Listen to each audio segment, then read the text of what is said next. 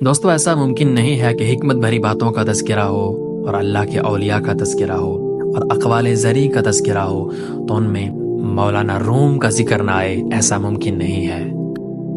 یہی وہ رومی عشق ہیں کہ جن کو اقبال بھی اپنا مرشد مانتے ہیں. آپ اپنے وقت کے بہت بڑے عالم دین تھے اور آپ اپنے وقت کے بہت بڑے فقیہ تھے اور استاد تھے، لیکن آپ کی شہرت ایک شاعر کے نام سے ہے، آپ کی شہرت ایک صوفی کے نام سے ہے. اگر آپ اپنی زندگی بدلنا چاہتے ہیں تو یقیناً آج کی ویڈیو میں 33 باتیں توجہ سے سن لیں. اللہ نے چاہا تو آپ کی زندگی ضرور بدل جائے گی. کہتے ہیں کہ اللہ والوں کی باتوں میں وہ طاقت ہوتی ہے کہ انسان کو بڑی بڑی دوائیوں سے بھی وہ شفا نہیں ملتی. ان کی ایک بات انسان کے بڑے بڑے کام آسان کر دیتی ہے. تو آج کی ویڈیو میں مولانا روم کے 33 اقوال، آپ کی 33 باتیں ہم آپ کو بتانے جا رہے ہیں. انشاءاللہ یہ باتیں سن کر آپ کی زندگی میں انقلاب برپا ہو سکتا ہے. مولانا روم لکھتے ہیں، جب اللہ کسی کی رسوائی چاہتا ہے تو اس کو پاک لوگوں پر لان تان کرنے کی طرف مائل کر دیتا ہے. پتہ چلا کہ اللہ والوں پر وہی تان و تشنیع کرتے ہیں کہ جن کو اللہ رسوا کرنا چاہتا ہے. نمبر 2، اللہ جب کسی فرد کی عیب پوشی کرتا ہے تو اسے معیوب لوگوں کے عیب پر بھی بات نہ کرنے کی توفیق بخشتا ہے. مولانا روم فرماتے ہیں کہ انسان کو اپنے آپ کو دوسروں پر تان و تشنیع اور عیب لگانے سے باز رکھنا چاہیے. نمبر 3، جدائی کا ایک لمحہ بھی عاشق کے نزدیک 1 سال کے برابر ہے. نمبر 4، برداشت کی تلوار لوہے کی تلوار سے زیادہ اثر رکھتی ہے، بلکہ فتح حاصل کرنے میں برداشت سینکڑوں لشکر سے بھی زیادہ مؤثر ہے اور اثر مند ثابت ہوتا ہے. نمبر 5، جب بیمار کی موت آنا ہوتی ہے تو طبیب بھی بے وقوف بن جاتا ہے اور اس کو کسی بیماری کی سمجھ نہیں آتی. نمبر 6، کتنے ہی پرہیزگار ہو جاؤ مگر نفس سے کبھی بے فکر مت ہونا. تمہارا نفس کسی بھی وقت تمہیں گمراہ کر سکتا ہے اور تمہارے نیک ہونے پر تمہیں غرور میں اور تکبر میں مبتلا کر سکتا ہے. نمبر 7، کتا چاہے کتنا ہی تربیت یافتہ ہو جائے مگر اس کی گردن سے زنجیر الگ نہ کرو. نمبر 8، رات کو سو جانے کے بعد قیدی قید خانے کی تکلیف سے اور بادشاہ اپنی سلطنت اور دولت کے احساس سے بے خبر ہو جاتے ہیں. نمبر 9، اللہ والوں کی باتیں سکون قلب عطا کرتی ہیں اور اہل ظاہر کی باتیں دل میں انتشار اور بے اطمینانی پیدا کرتی ہیں، لہٰذا اللہ والوں کے قریب بیٹھنا چاہیے. نمبر 10، اے لوگو، بہت سے شیطان خصلت صوفیوں کی شکل میں موجود ہیں، اس لیے بیعت میں ہرگز جلدی نہ کرو اور کسی کے ہاتھ میں ہاتھ دینے سے پہلے اتنا سوچو جتنا تم بازار میں خرید و فروخت کرنے سے پہلے سوچتے ہو. نمبر 11، جو عقل سلیم رکھتا ہے، جو کامل عقل رکھتا ہے، وہ خلوت اختیار کرتا ہے کیونکہ تنہائی میں قلب کی صفائی ہوتی ہے.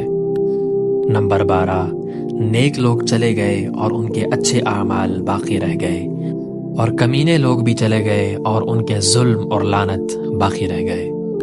نمبر 13، خواہش کے سانپ کو ابتدا میں ہی مار دینا چاہیے، اگر دیر کرو گے تو یہ بڑھتے بڑھتے اژدہا بن جائے گا اور تمہارے قابو سے باہر ہو جائے گا.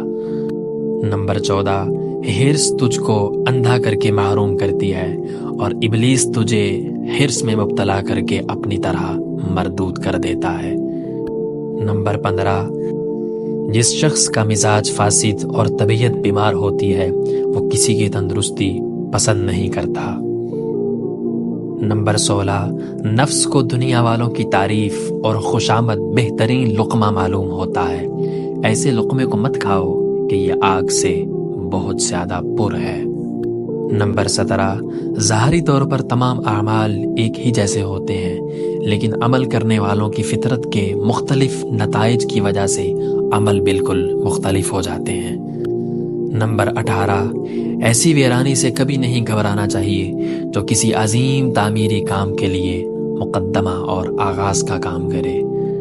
نمبر 19، اس دنیا میں کوئی خزانہ سانپ کے بغیر، کوئی پھول کانٹے کے بغیر اور کوئی خوشی غم کے بغیر نہیں ہو سکتی. نمبر 20، کبھی کبھی آنسو اللہ تعالیٰ کے نزدیک شہید کے خون کا درجہ پا لیتے ہیں، لہٰذا اللہ کو آنسو بہا کر منانا چاہیے۔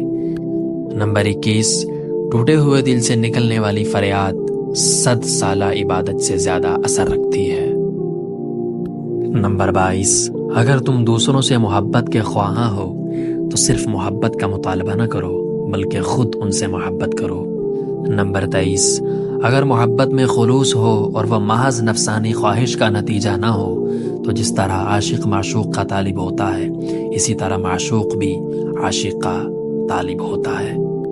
نمبر 24، بے وقوف کی دوستی اور اس کی محبت سے دین اور دنیا دونوں کا ہی انسان قتل کر دیتا ہے۔ نمبر 25، جو عشق صرف رنگ اور روپ کی خاطر ہوتا ہے وہ دراصل عشق نہیں بلکہ فسق ہے، نافرمانی ہے، اور اس کا انجام شرمندگی اور رسوائی کے سوا کچھ نہیں ہے۔ نمبر 26، عاشق کو ایسی تنہائی مطلوب ہے کہ اس کو آسمانوں کے علاوہ کوئی اور سننے والا نہ ہو۔ نمبر 27، دولت کا سب سے بہترین خرچ یہ ہے کہ اس سے انسان کی عزت اور آبرو برقرار رہے۔ نمبر 28، بدترین حاکم وہ ہے جو اپنے مخالفوں کے سامنے بزدل ثابت ہو اور نامردی دکھائے لیکن کمزور اور محکوموں کے سامنے جرت کا مظاہرہ کرے۔ نمبر 29، ذلت برداشت کرنے سے موت بہتر ہے۔ نمبر 30، جلد بازی انسان کے لیے بہت بڑی بے وقوفی ہے اور یہ انسان کی بدترین کمزوری ہے۔ نمبر 31، جب تم جان لو کہ تم حق پر ہو تو پھر نہ جان کی پرواہ کرو اور نہ مال کی پرواہ کرو۔ نمبر 32، جو کوئی اپنے مذہب کو قیاس کے ترازو میں تولتا ہے تو وہ ہمیشہ شکوک و شبہات میں پڑا رہتا ہے، لہٰذا مذہب کے بارے میں انسان کو ہمیشہ شکوک و شبہات سے دور رہنا چاہیے۔ نمبر 33، برداشت اور نرم دلی انسان کی سیرت کو آراستہ کر دیتی ہے۔ دوستو، اسی طرح کی ویڈیوز دیکھنے کے لیے ہمارا YouTube چینل سبسکرائب کیجیے اور بیل آئیکن کو لازمی پریس کیجیے۔